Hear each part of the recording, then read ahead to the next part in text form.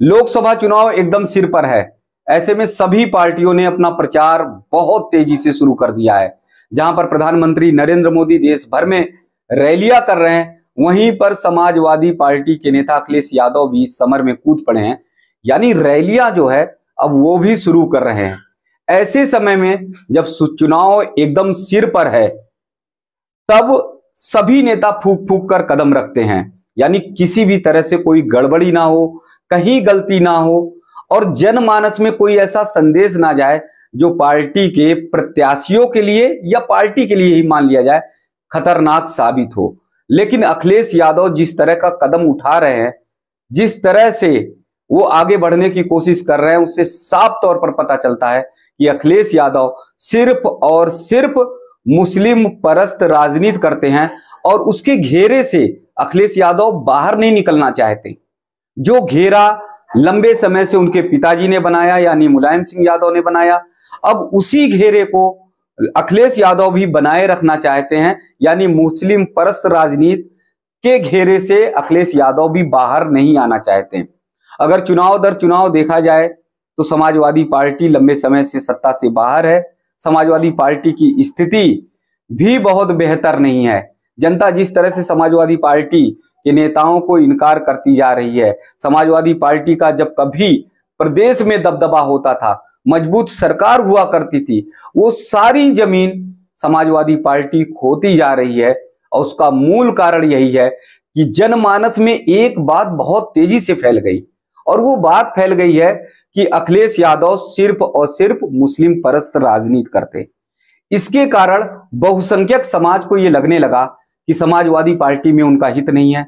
जनता को ये लगने लगा कि समाजवादी पार्टी से उनका कोई काम बनेगा ही नहीं बनेगा। समाजवादी पार्टी के जो नेता हैं हिंदू समाज के, यानी बहुसंख्यक समाज का कोई काम नहीं करेंगे। तमाम बार ऐसी बहुत सारी सिलसिलेवार घटनाएं हुई हैं जहां पर लोगों ने देखा है कि बहुसंख्यक समाज को दरकिनार किया है और सिर्फ अल्पसंख्यक यानी मुस्लिम परस्त राजनीति करती हुई समाजवादी पार्टी दिखाई दी है। चाहे अतीक अहमद की मौत का मामला हो, चाहे मुख्तार अंसारी का हो, चाहे तमाम अन्य ऐसे मुस्लिम डान हो, माफिया हो, उन सब के मामले में समाजवादी पार्टी खूब जमकर घड़ियाली आंसू बहाती है और सरकार पर सवाल उठाने का काम करती है।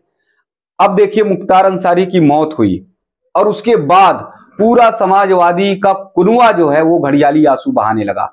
राम गोपाल यादव ने तो यहां तक कह दिया कि किसी विरोधी को अगर मारना है तो जेल में मार दिया जा सकता है, यानी मौत के घाट उतार दिया जा सकता है।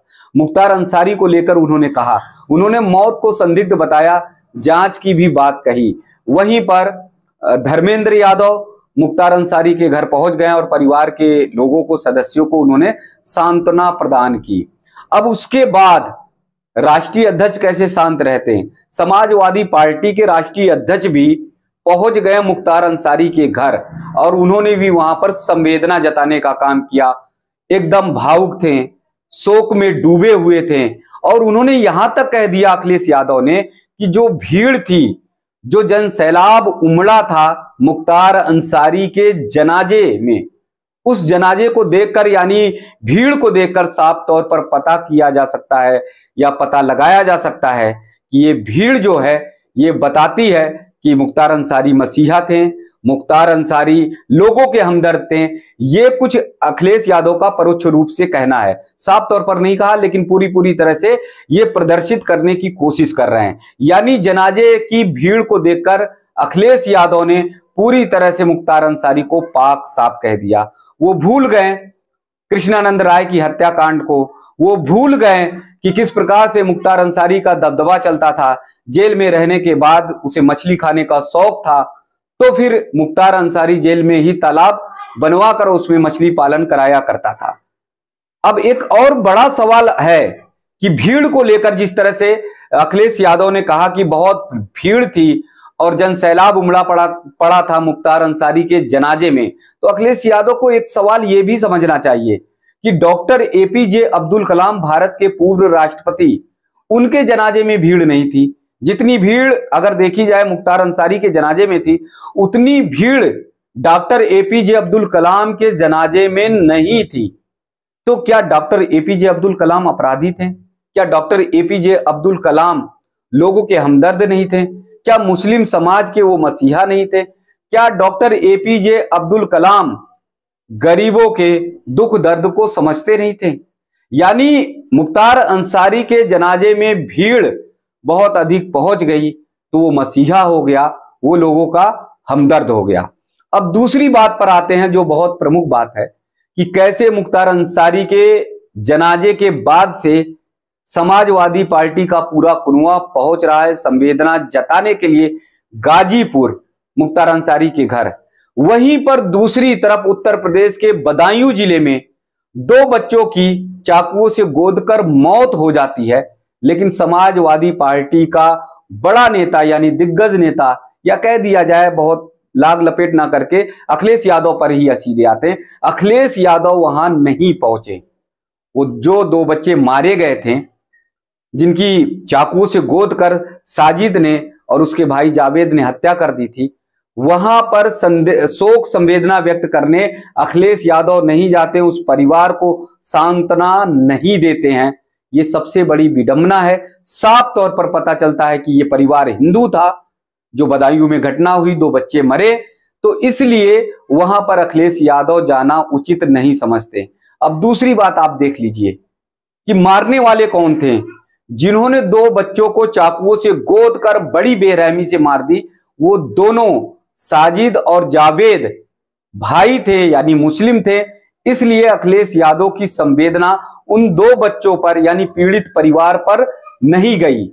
एक तरफ जहां पर माफिया डॉन मुख्तार अंसारी की जेल में हार्ट अटैक से मौत होती है, वहां पर समाजवादी पार्टी का पूरा कुनवा पहुंच जाता है।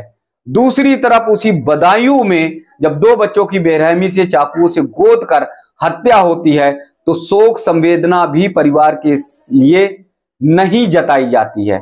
उस पर भी अखिलेश यादव इनकाउंटर में मारे गए साजिद के पक्ष में बात करते हुए नजर आते हैं। यानी उन्हें बहुत ज्यादा दर्द है साजिद की मौत पर, उन्हें बहुत ज्यादा दर्द है जावेद की गिरफ्तारी पे, उन्हें जरा भी तकलीफ नहीं उन 2 मासूम बच्चों की जिनका कोई कसूर नहीं था, जिन्हें कुछ भी अच्छा बुरा नहीं पता था और उन्हें बेरहमी से मार दिया गया, मौत के घाट उतार दिया गया।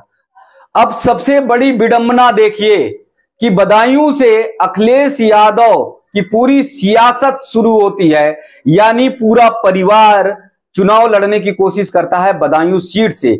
बदायूं की जनता का वोट चाहिए अखिलेश यादव को, बदायूं के हर वर्ग की हमदर्दी अखिलेश यादव को चाहिए, लेकिन उस पीड़ित परिवार जो हिंदू परिवार है उसकी संवेदना, उसकी भावना नहीं चाहिए और ना ही संवेदना व्यक्त करने के लिए अखिलेश यादव जाते हैं। अब वहां से देखिए बदायूं से धर्मेंद्र यादव सांसद रहे हैं। उसके बाद इस बार जो 2024 का चुनाव है लोकसभा का, उसमें शिवपाल यादव को दिया गया था टिकट, लेकिन शिवपाल यादव ने मना कर दिया चुनाव लड़ने से, तो अब उनके बेटे आदित्य यादव को वहां से टिकट दिया गया है। यानी बदायूं से अब आदित्य यादव चुनाव लड़ेंगे। तो अगर पीढ़ियां देखी जाए तो बदायूं से समाजवादी पार्टी के तमाम नेता चुनाव लड़ते रहे, धर्मेंद्र यादव सांसद भी रहे।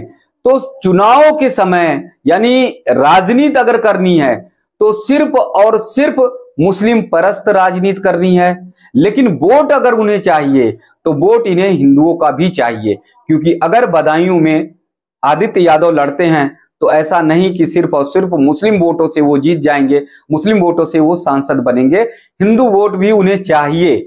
लेकिन अगर हिंदू बच्चे मारे जाते हैं, हिंदू बच्चों का कत्ल होता है, बेरहमी से मौत के घाट उतारे जाते हैं, तो फिर समाजवादी पार्टी का कोई बड़ा नेता उनके परिवार से मिलने नहीं जाता, संवेदना नहीं जताने जाता और ना ही कोई हमदर्दी जताता है।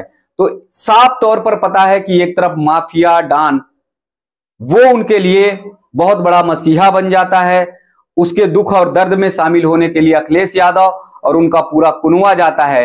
दूसरी तरफ जहां पर बदायूं में 2 बच्चे मारे जाते हैं, हिंदू समाज के होते हैं, वहां पर अखिलेश यादव कोई बहुत बड़ा बयान नहीं देते हैं और ना ही शोक संवेदना व्यक्त करते हुए नजर आते हैं और ना ही कोई बड़ा नेता अखिलेश यादव भी वहां मिलने जाते हैं। तो ऐसे में जनता साफ तौर पर जानती है कि अखिलेश यादव की राजनीति क्या है। जैसा कि मैंने पहले भी बता दिया था जैसे इनके पिता मुलायम सिंह यादव राजनीति करते रहे हैं, एक घेरे में बंधकर, यानी मुस्लिम परस्त राजनीति, उसी तरह की राजनीति अखिलेश यादव भी कर रहे हैं। जब किसी को ठोकर लगती है तो समझ जाता है, लेकिन अखिलेश यादव को चुनाव दर चुनाव ठोकरें लग रही हैं, लेकिन वो मुस्लिम परस्त राजनीति से बाहर